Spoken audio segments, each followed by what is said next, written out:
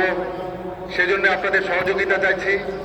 যারা মিরপুর রোড থেকে ঢুকছেন তারা দয়া করে সরাসরি পেছনের দিকে চলে যান, এবং যারা এখানে কাতারের জন্য দাঁড়িয়ে আছেন তারা তাদেরকে, যারা মিরপুর রোড থেকে ঢুকছেন তাদেরকে পেছনের দিকে যেতে সর্বাত্মক সহযোগিতা করেন।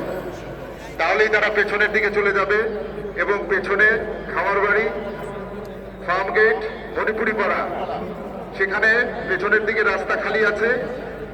এবং আপনারা পূর্ব দিকে যখন যাবেন হাতের বাঁয়ে সাউথ প্লাজা, ওদিক দিয়ে ঢুকলে আপনাদের মাঠ খালি পাবেন, এবং সাউথ প্লাজা দিয়ে ঢুকে পশ্চিমের মাঠও খালি পাবেন, পূর্বের মাঠও খালি পাবেন।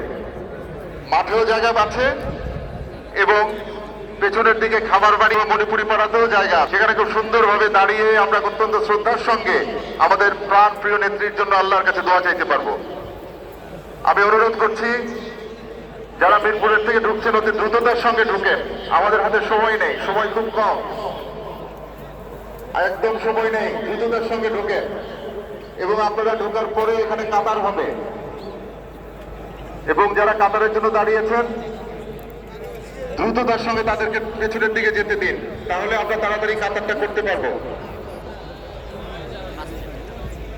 এখানে দেশ বিদেশের গণ্যমান্য ব্যক্তিবর্গ উপস্থিত হয়েছেন।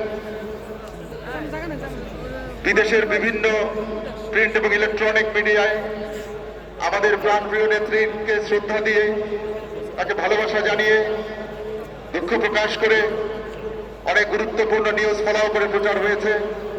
BBC, CNN, Al Jazeera, AP, AFP, এরকম বিশ্বের নামি দামি গণমাধ্যমে আমাদের প্রাণপ্রিয় নেত্রীকে স্মরণ করে অত্যন্ত গুরুত্ব দিয়ে অনেক নিউজ প্রচার হয়েছে।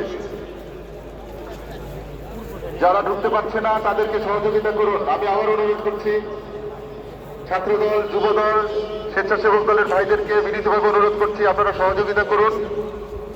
আমাদের নিরাপত্তা বাহিনীকেও সহযোগিতা করুন। আমাদের নিরাপত্তা বাহিনীরাও ত্বরাত্মক চেষ্টা করছেন।